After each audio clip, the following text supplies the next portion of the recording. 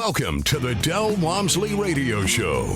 Listen and grow as Del questions the status quo, encourages you to think differently, and empowers you to make a better life. Get ready as Del challenges core beliefs, seeks the truth, and reveals the roadmap to the lifestyle you really want.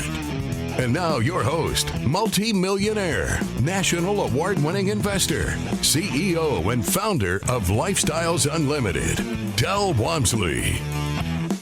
Welcome to the Del Walmsley Radio Show, where the hype ends and the help begins. I'm your host, Del Walmsley, and as always, I'm working on your financial freedom. And I say I'm working on it because it's really something today I've got to figure out how to get a point across that I think is very delicate. So I'm asking for your forgiveness before I even start on this topic. But I think it's a topic that needs to be touched upon.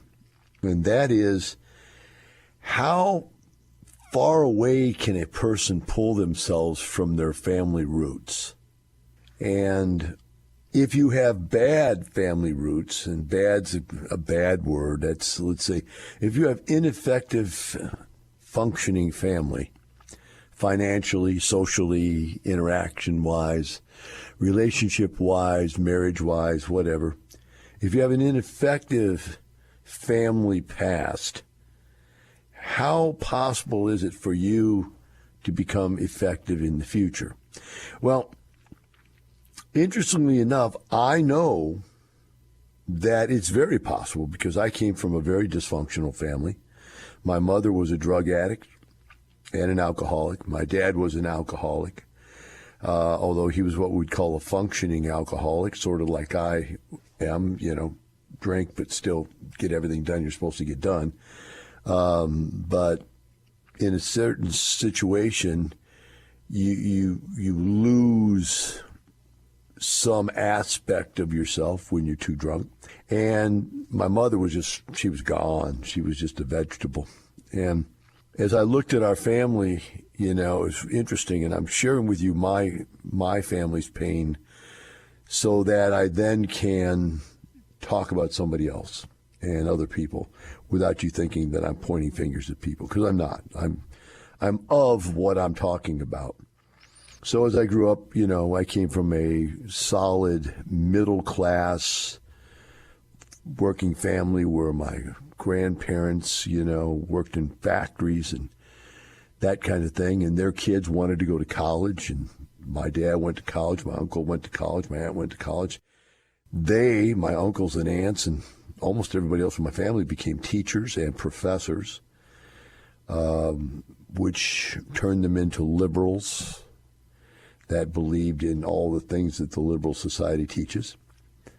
Not entrepreneurial. My dad, on the other hand, came out as an entrepreneur, or not as an entrepreneur, but as a really a conservative Republican type guy. And his thing was work. Be a workaholic, work for the man, work your whole life, and get ahead. Not until many, many years later did he become entrepreneurial. The fact that his brother, who was a professor at college, actually opened a couple businesses. And so I, pounded my dad into opening a business himself, which he really wasn't cut out for, and it really didn't do him that much good to do it, because he just worked in his business because he had an employee mentality. His father had the employee mentality. He had the employee mentality. The rest of my family all has the employee mentality. And as I look out and I see their kids, and, you see them in Facebook, you don't really know them because they're multiple, cousins and stuff that I haven't seen. I know who they are. I don't really know them. I couldn't really pass judgment on them. But you see them, with tattoos and riding motorcycles and, fishing and doing fish fries, the kind of stuff that my grandparents did, sitting outside in lawn chairs and bandanas on, and, it just looked like a certain look that, I grew up in as, when I was a kid, that my grandparents, perpetuated.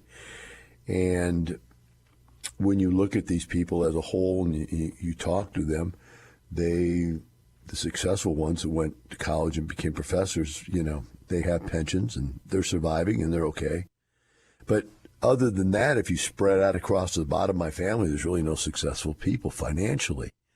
I won't get into socially acceptable because everybody's got, somebody's in the closet, the crazy one or the bad one or the dead one or whatever it is, right?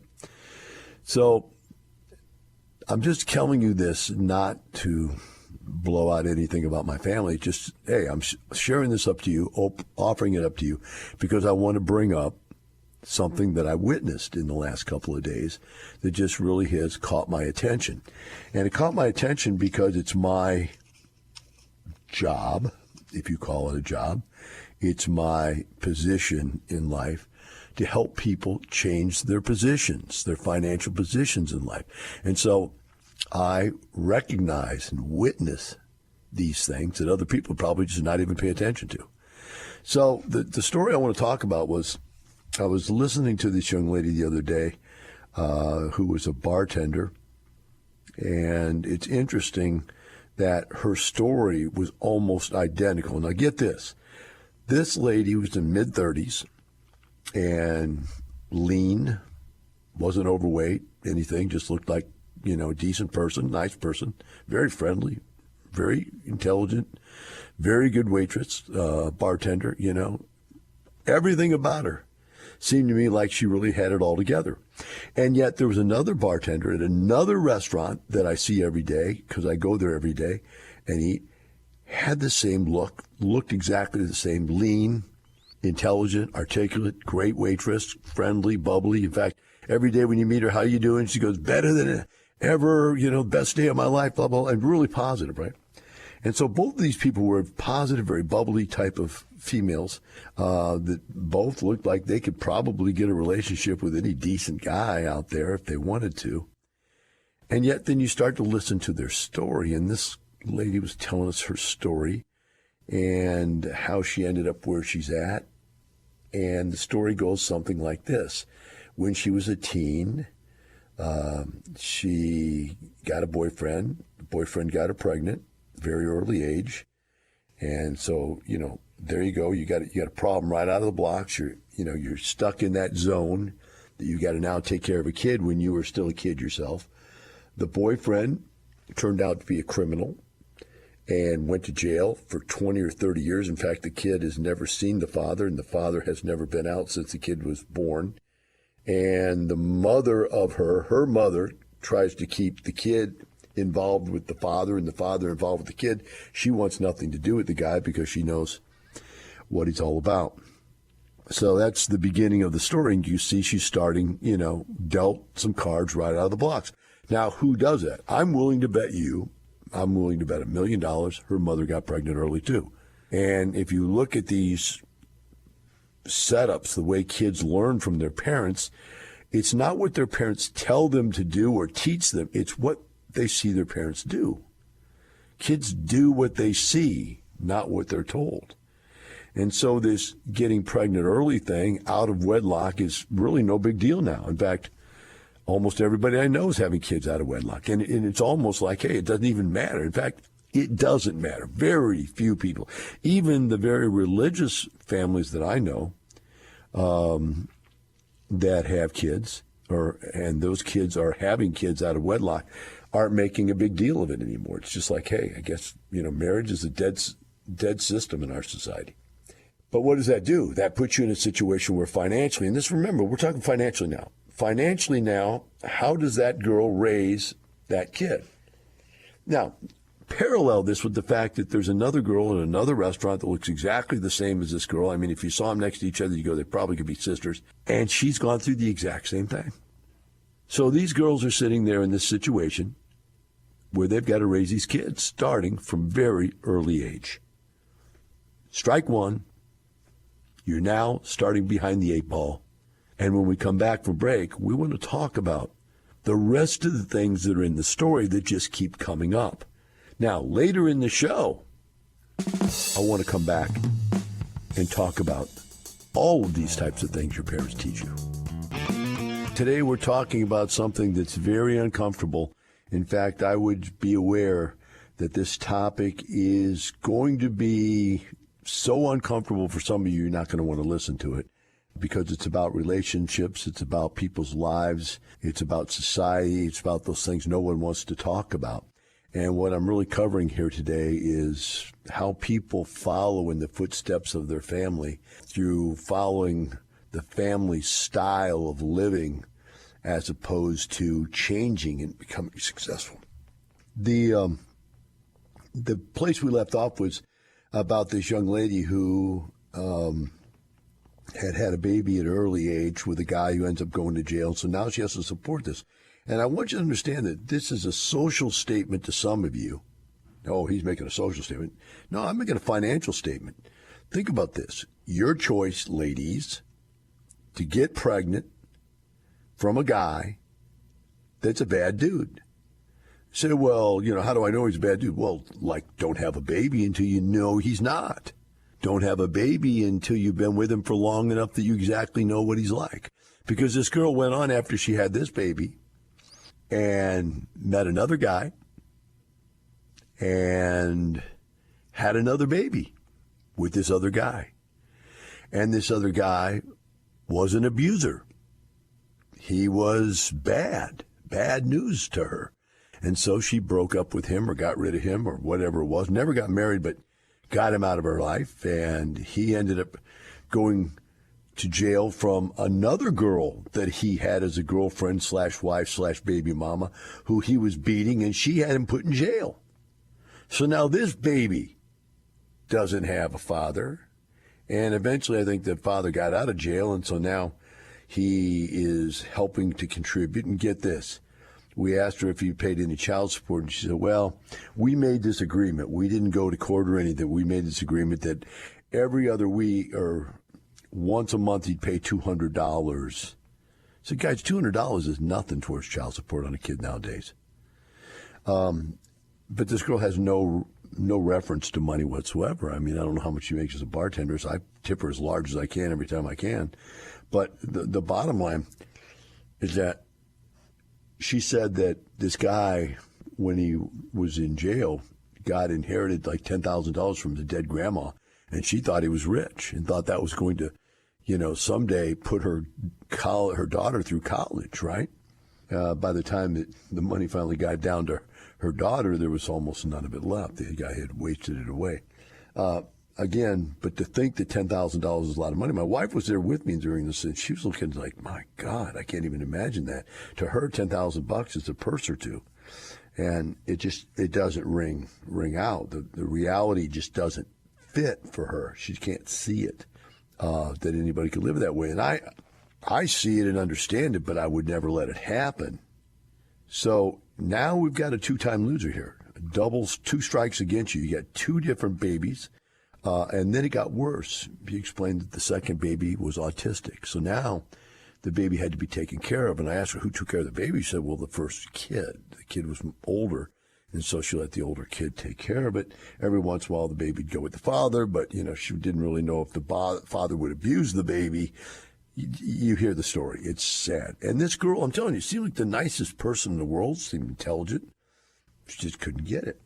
So the story kept going on, and then the next thing was, okay, she ran into this next guy.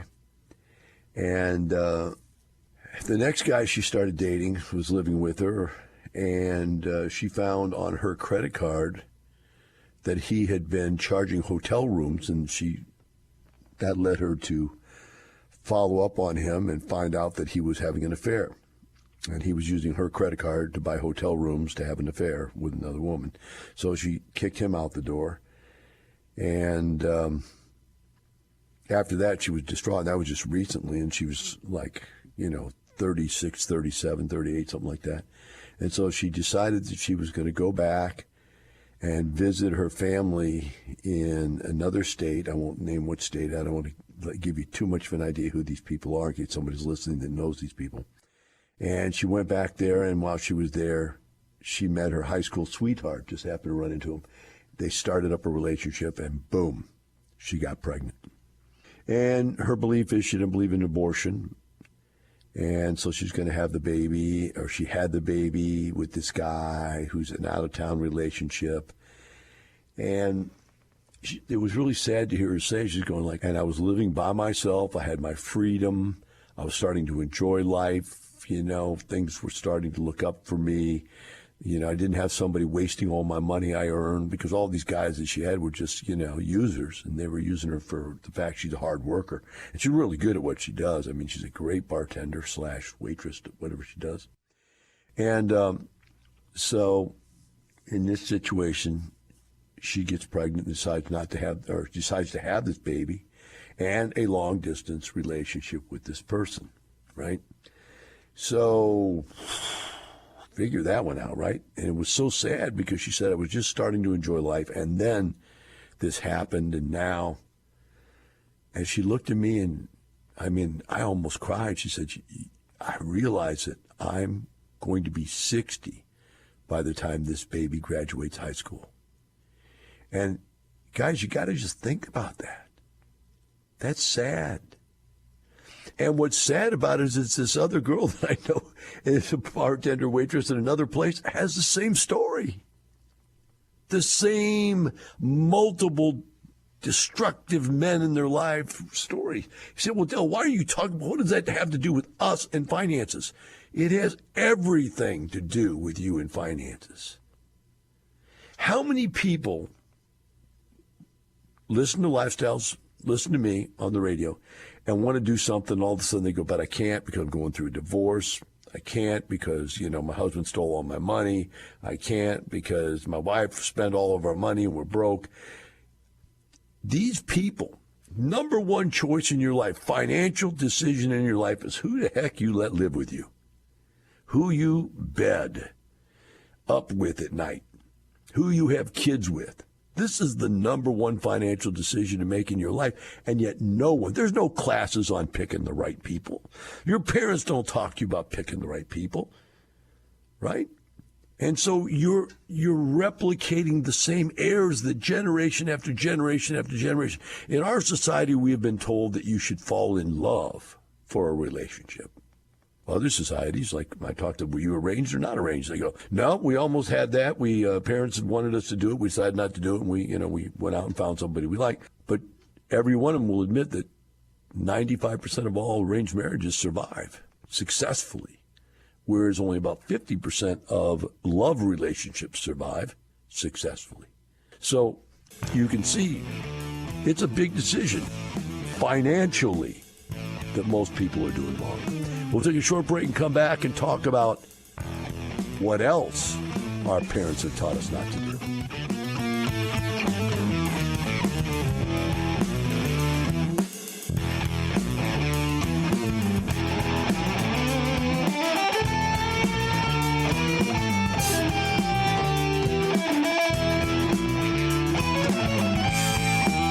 Teaching you with a roadmap to creating the lifestyle you really want. Keep listening. The Del Walmsley Radio Show returns in moments. Stop waiting. Stop sitting around. Stop procrastinating. This is your time. Make it happen. Do it now. When's the best time? Now. People go, well, I don't know. It's going to crash. It's going to be better next year. I've got to listen to 4 more classes. I love guys come up to me all the time. I've been listening to you on the radio for 8 years now, right? I go, and you're not rich yet? Well, really, I'm thinking about joining next month. Do it now. Learn the skills you need to retire with real estate in 5 years or less. Do it now. Register for the Lifestyles Unlimited free online workshop, lifestylesunlimitedworkshop.com. Welcome back to the Del Walmsley Radio Show. Today we're discussing how hard it is to break away from your parents' ignorance, financial ignorance, and the types of things socially that the underprivileged people do to continue to maintain their position as underprivileged people. Very difficult thing to talk about. I don't know how to do it, and there's no way to do it and be totally politically correct, that's for sure. But the bottom line, I'm trying to get somewhere, and in this next 2 segments, we're going to get to more things that I think we can talk about openly. I'm just finishing this story about this young lady who, by the way, like I said, parallels another young lady I know. I mean, it's almost like they were twins cut out of the same mold, the same story. And I guess it's probably the story that there's 8,000, 10,000, 100,000 young women like it all over the country that just made the wrong decisions. But they had to learn those decisions from somebody. And they say, well, how do you know that they've learned these decisions from somebody, Del? Well, it's like my daughter. You know, I wanted my daughter to become a real estate investor. She didn't want to be a real estate investor. She learned everything about it. She knows everything about it. That doesn't bother her. She didn't care. But when I was a partier and went out dancing every night and drinking every night, she's up for that. So she's out dancing and drinking every night.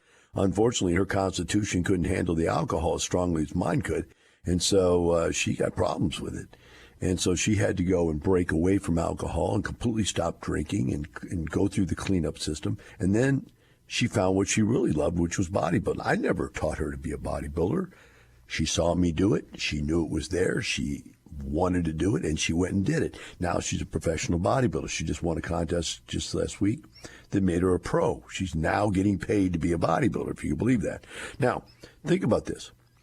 That's something she learned from me without me trying to teach it to her. She watched me.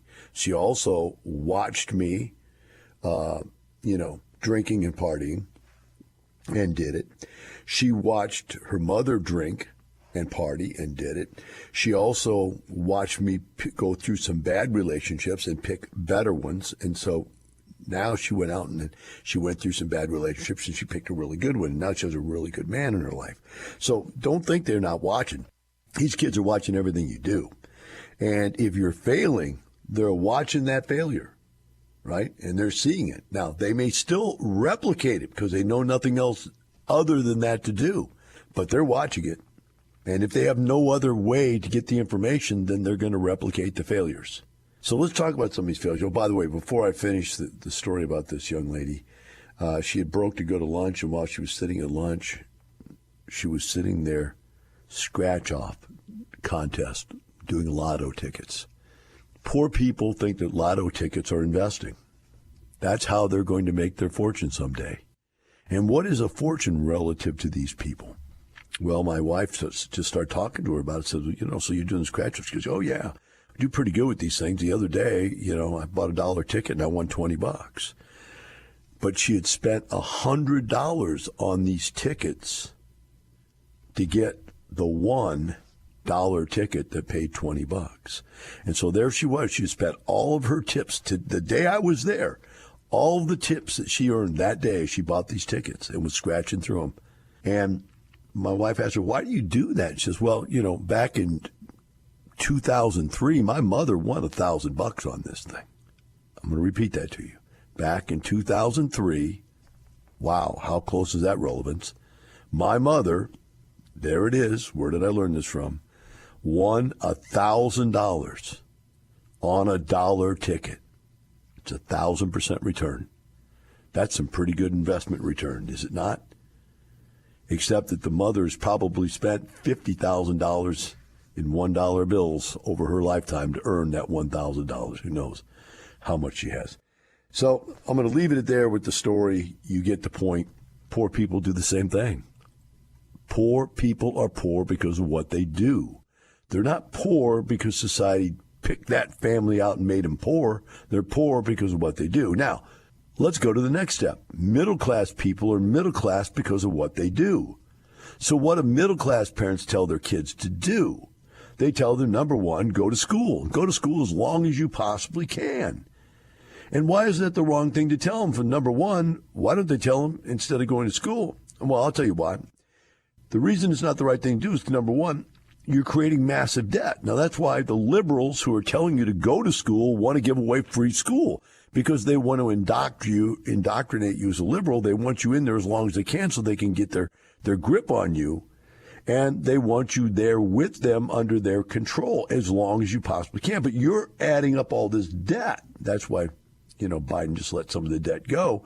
But they're the ones that are telling you to go into debt. The liberals are. Number two. Why? Because conservatives are what? Not sending their kids to college? No. They're sending their kids to college because of a completely different set of ideals. Why? Let me give you one. Putting off earning years and investing years is another bad reason to do it. I started working when I was in my sophomore year in college. Actually, I was worked through high school and through college, but I quit college in my sophomore year, my junior year quit, and went and got out into the work pool, started making money, started building a career, started investing. And I had money, lots of money, right? Comparative to the kind of conversations we just had about these people here. But you're putting off those earning years, you're putting off those investing years. What does that cost you? I mean, you got that debt to go to school, but what does putting off earning years mean to you? It's a lot. The next one is the college degrees are not usable. The jobs don't relate to the degree. I looked it up just so I could speak confidently about this. 67% of people that have gotten college degrees, only 67% are employed. Of 67%, only 46% of people who have a college degree work in the field that they got the college degree in.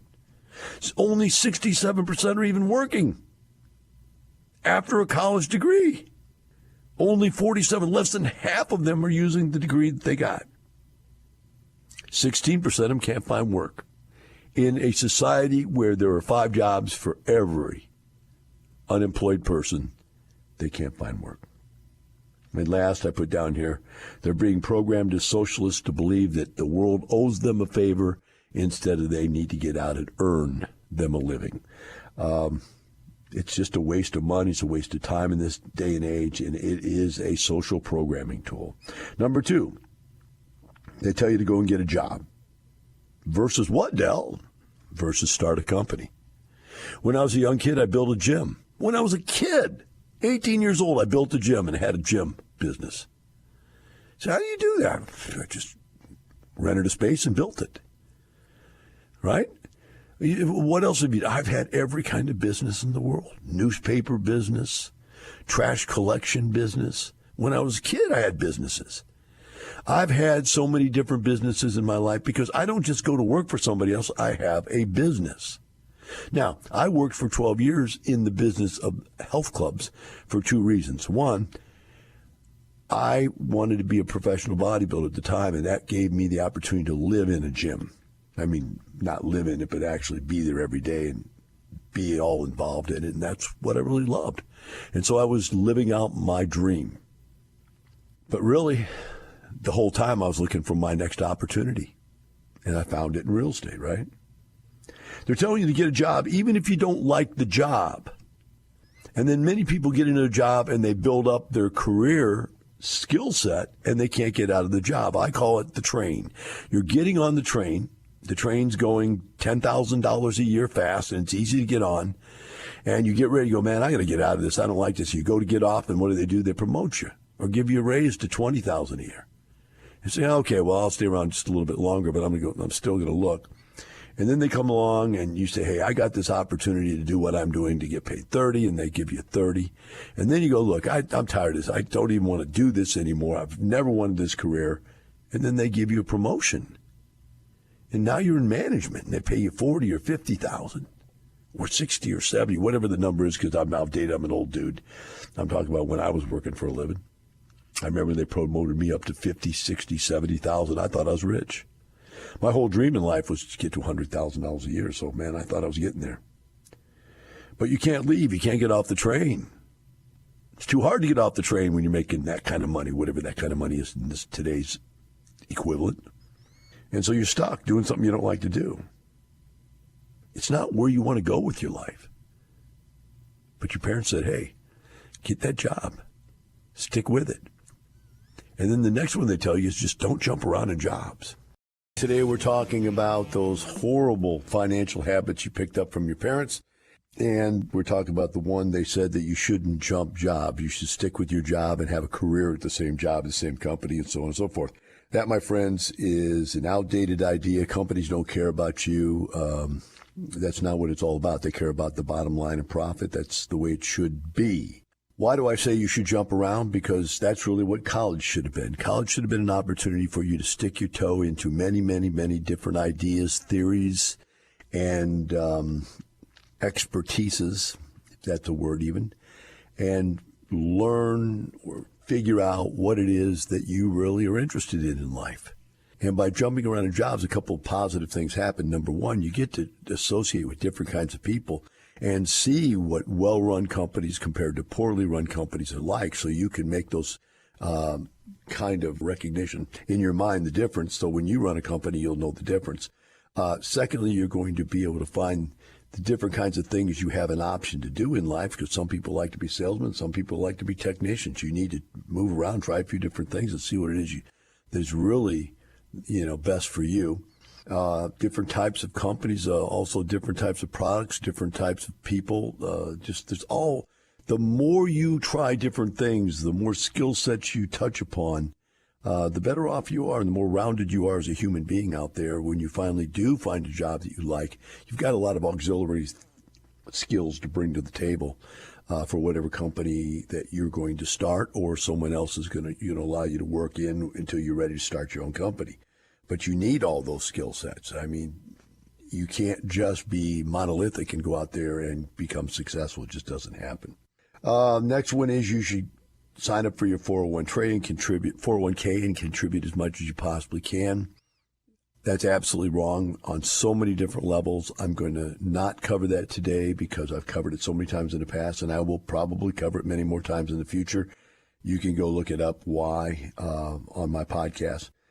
But no, that is not the right thing to do. The short of it is you need that money yourself out investing where you can get to the money. The 401k is somebody else getting your money, making money off your money, and you're not making any money. You get no payments from it. Think about it this way, and it falls in line with the second one. Buy the biggest house you could possibly buy and pay it off as quickly as you could pay it off. No.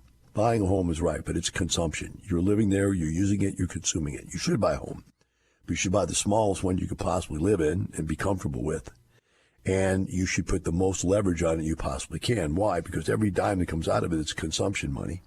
And number two, you should have it because you should have debt that you're paying off. So over a long period of time, you're paying that debt down and not using up your cash, because your cash should be going into your investments, and your investments should be making you money. A home doesn't make you money. It doesn't pay you in money. So I go back to the same thing with the 401k. Rule one is don't lose money. 401k, you can lose tons of money. Own your own personal residence, probably not as likely you lose any money there. But rule two is there must be cash flow. And there's no cash flow coming from your house. It's not paying you a dime to own it. There's no cash flow coming from your 401k. It's not paying you a dime to own it. There's no cash flow coming from your IRA. These are concepts that poor people don't understand. Putting money in an account doesn't make you financially better off. It has money in an account means nothing, because the second you take the money out, they're going to tax you by 50% of your money, and you're going to have half the money you thought you had, and secondly, then you have to do that to be able to use it because you don't get to it. So I can go hours on why 401ks don't make sense. I can go hours on why personal residence done the way you've been taught to do them don't make sense. But again, that's what people do. The personal residence situation is that if you go out there and try to pay this thing off, you've got massive amounts of your personal assets sitting there doing nothing. Absolutely nothing. And it's not beneficial. In fact, they've even taken away much of the tax benefit of your personal mortgage and so forth. Paying them off is the worst thing you could possibly do, though. There's many reasons for that also. And again, I'm not going to go into all that today because that is a normal type topic we cover all the time. Number 6, have your kids early and have as many as possible. So there's two different statements here. One is have your kids early, right? And the concept is get it out of the way. Everybody's looking at life as a put-off situation in life, okay? The put-off is, okay, if I know I'm going to have kids because I have to have kids, okay? Just think what I said there. And I'm going to get it out of the way like I don't want to really do it. It's a pain in the butt. And then by the time, if I start when I'm in my 20s, by the time I'm in my 40s or 50s, they will graduate from high school. And then I'll have my 40s, 50s, and 60s to live my life. And, I'll have a life then. In other words, I'm not going to have a life for the next 20 years because I'm raising kids. Next 25 or 30 if you're raising more than one kid, right? Have as many as possible. Have as many as possible. And that concept is because then when you get old and poor, you'll have lots of kids to contribute to taking care of you. Really, I've been told this. I literally have had men who I've dated their daughters, and I asked them, why do you have 6 kids, 7 kids, whatever? And the guy goes, well, because this is my retirement plan. Are you what? Yeah. When I get old and I can't work anymore, these kids will take care of me. They'll all contribute a little bit towards my, taking care of me. They'll all put in a little bit of time to take care of me, and I won't have to go to a home, and, I can live with one of them, then they can trade me off. I was like, are you out of your mind? I said, if you didn't have all those kids, you wouldn't be broke. You could have all the money you spent on all those kids, have 1 or 2 or whatever you actually wanted to generate to pass on your genes, right? And then go from there and take all that money and invest it and become rich. Conversely, waiting until you're financially successful to have kids allows you to give those kids the kind of life they want. It allows you to be retired and be able to spend time with your kids. I was retired by the time I had my first kid. In fact, my first kid listened to my seminars inside its mother's belly because it was there when I was already retired. All right, well, I hope you learned something from all this. Remember this, it's not the money, it's the lifestyle, and that's what I was trying to show you today. Have a great day. We'll see you tomorrow. The information and opinions you hear on the Del Walmsley radio show are those of the host, Del Walmsley, his guests, and his callers. The Del Walmsley show is for entertainment purposes only. Please consult a professional regarding your personal investment needs. Nothing presented on the Del Walmsley show constitutes an endorsement, recommendation, offer, or solicitation to buy or sell any product or security.